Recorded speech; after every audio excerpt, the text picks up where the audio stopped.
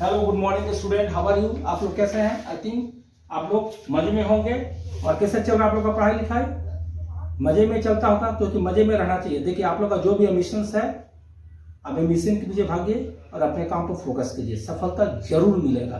ब्रह्मांड का कोई ताकत नहीं रोक सकता। अगर आप में हुनर है, आपके अंदर पैशनेट है कि हमको इंजीनियर डॉक्टर बनना है, जीवन में कुछ करना है, आपके अंदर जुनून और पागलपन है, तो ब्रह्मांड का कोई शक्ति आपको रोक नहीं सकता। आप जीवन में जरूर कामयाब होंगे, लेकिन उसके प्रति क्या है?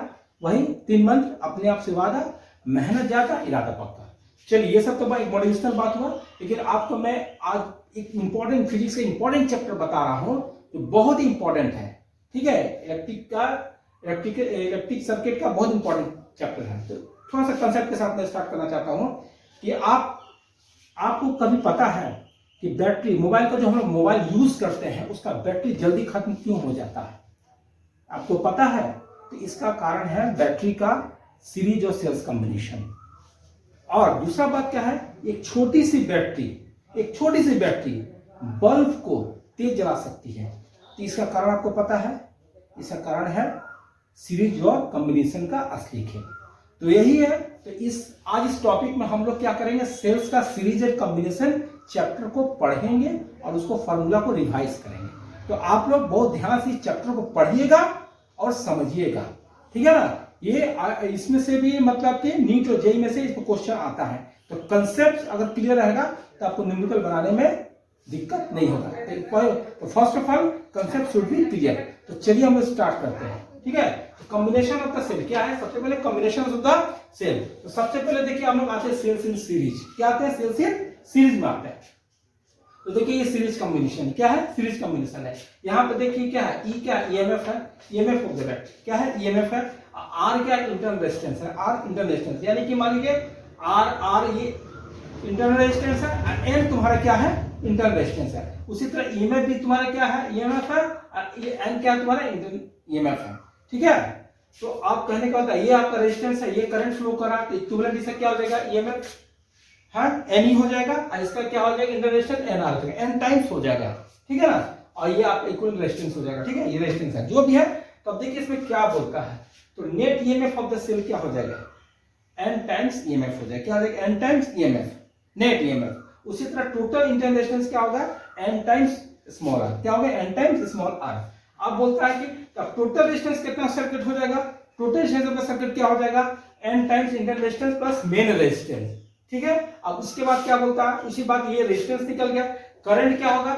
Net EMF bye total resistance, net EMF bye total resistance, यानी कि तुम्हारा क्या है? ये नेट ईएमएफ है अपॉन ये टोटल रेजिस्टेंस।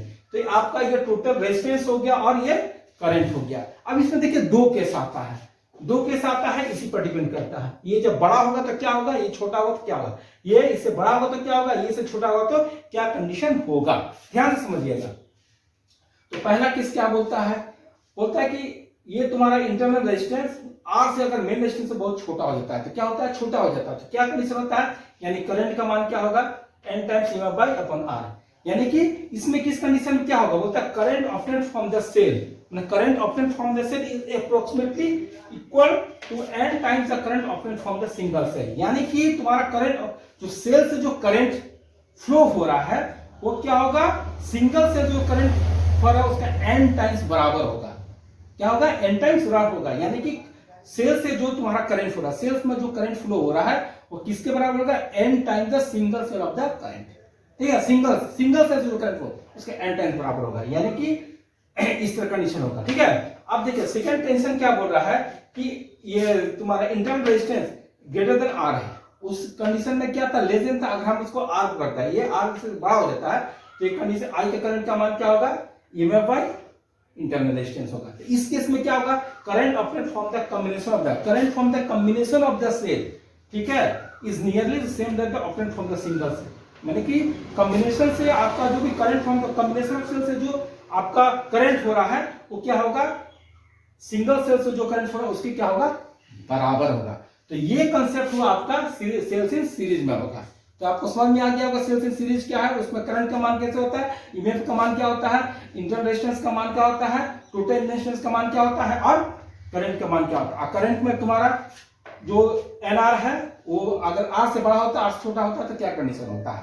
अब चलिए हम लोग आते हैं किसमें, सेल्स इन पैरेलल। क्या होता है सेल्स इन पैरेलल। तो सेल्स इन पैरेलल में देखिए कैसे कंडीशन क्या होगा, ये सीरीज था ये पैरेलल था, यानी कि देखिए EMF R यानी कि EMF है, ये इंटरनल रेजिस्टेंस है, तो इसका इक्विवेलेंट क्या हो जाएगा, इसका R/R होगा। ठीक है, ये रेजिस्टेंस है, करंट देख रहे हैं।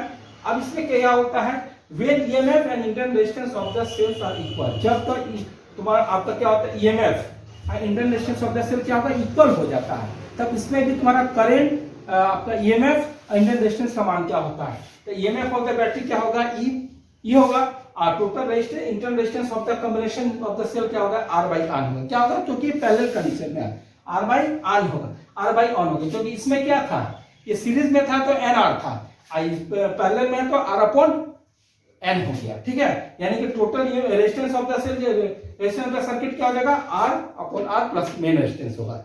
ठीक है, इसमें करंट क्या होगा, net EMF by total resistance, यानी E/EMF by RN plus R, यानी कि N by R plus NR, यानी कंडीशन, यानी कि इस कंडीशन में भी हम पढ़ रहे हैं कि EMF कितना होगा, इंटरनल रेजिस्टेंस कितना होगा, करंट कितना होगा, टोटल रेजिस्टेंस क्या होगा। इसमें भी दो कंडीशन है, क्या है, दो कंडीशन। तो दो कंडीशन क्या है, केस वन में अगर R जो होता है, अगर R इंटरनल रेजिस्टेंस होता है, मेन रेजिस्टेंस से क्या होता है, बहुत कम होता है, तो इसका करंट का मान क्या होगा, E/R होगा, यानी कि आपका total current offered from the combination is approximately equal to the current by the one cell. वही कॉम्बिनेशन ऑफ द सेल से जो करंट फ्लो हो रहा है वो सिंगल ऑफ द करंट के बराबर होगा, सिंगल सेल से जो करंट हो रहा है उससे बराबर होगा।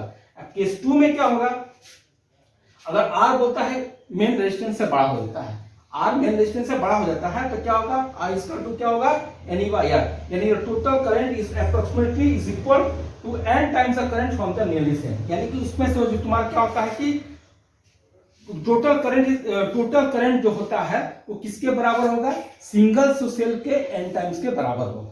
ठीक है ना, तो आपका ये पैरेलल कंडीशन हो गया, ये सीरीज कंडीशन हो गया। तो सीरीज से पैरेलल का आप लोग कंडीशन जान गए होंगे, बस ये सिंपल कंसेप्ट है।